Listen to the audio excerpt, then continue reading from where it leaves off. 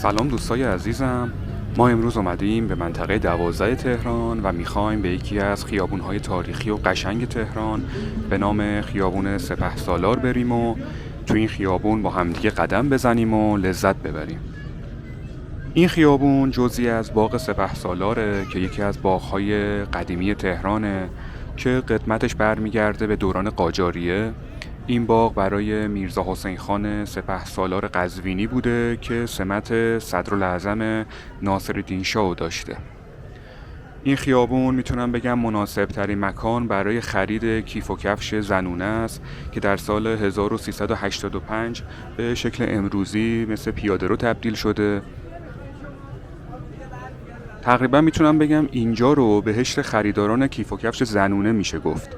یعنی شما هر جنسی که بخواید پیدا میکنید اینجا با هر قیمتی. انقدر تنوع کالایی در اینجا زیاده که 100% شما دست خالی بر نمیگردین. 10 تا مغازه اولی که سمت راست ما وارد این خیابون شدیم همگی کیف و کفش چرم میفروشن.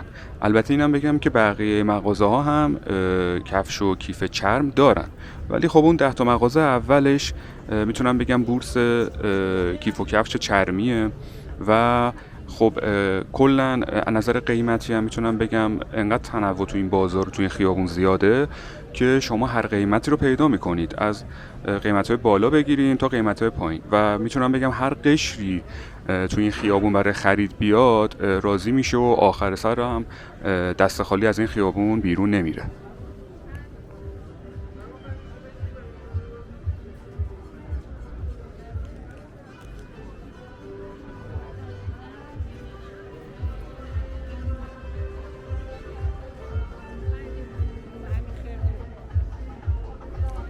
تقریباً برای بازدید معمولی از این خیابون حدود 1 ساعت زمان نیازه. داخلش هم چندین پاساژ مثل پاساژ الیزه و پاساژ شهباز به تازگی افتتاح شده که همونطور که میبینید اینها هم همون کیف و کفش زنونه میفروشن.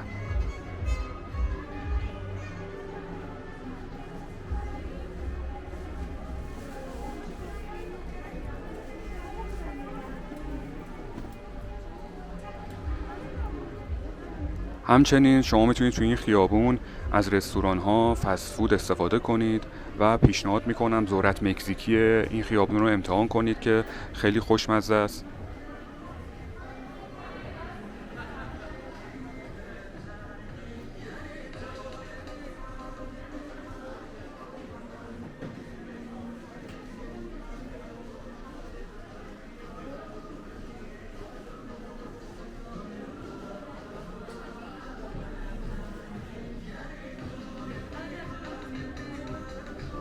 از نظر جغرافیایی اینجا مرکز تهرانه و از شرق به میدون بهارستان، از غرب به خیابون سعدی و لاله‌زار، از شمال به خیابون دیبا و منوچهری و از جنوب هم به خیابون جمهوری میرسه. در نزدیکی اینجا جاذبه‌های گردشگری وجود داره مثل عمارت مسعودیه، موزه استاد صبا، مسجد سپهسالار، موزه ایران باستان، موزه آبگین و سفال. میتونیم به اینها اشاره کنیم. همچنین خیابون لاله‌زار که در نزدیکی اینجا هستش برای خرید لباس و پوشاک و کفش خیلی مناسبه.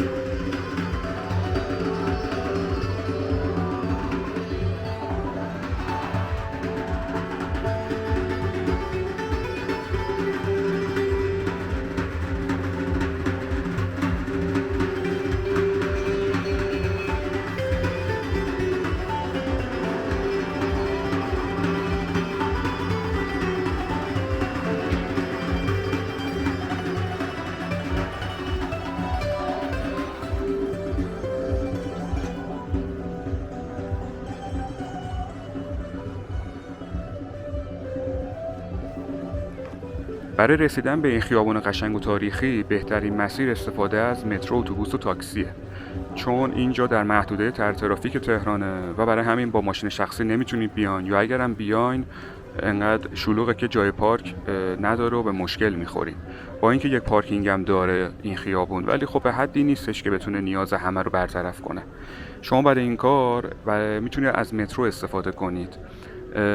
اگر وارد خط مترو تجریش کهریزک بشین، میتونید ایستگاه مترو سعدی پیاده بشید و با حدود 1 دقیقه پیاده روی به این خیابون برسین، یا میتونید از اتوبوس‌های میدون جمهوری، میدون بهارستان استفاده کنید و ایستگاه سپهسالار پیاده بشین، یا اینکه از تاکسی‌های خطی میدون بهارستان، میدون جمهوری یا خیابون سعدی استفاده کنید و به اینجا برسین.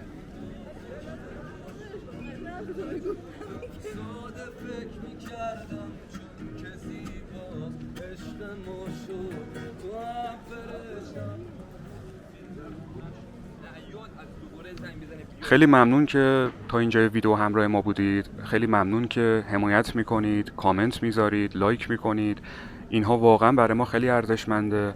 ممنون میشم اگه از این ویدیو خوشتون اومده به بقیه معرفی کنید و اگه هنوزم سابسکرایب نکردین سابسکرایب کنید و این ویدیو رو لایک کنید. خیلی ممنونم.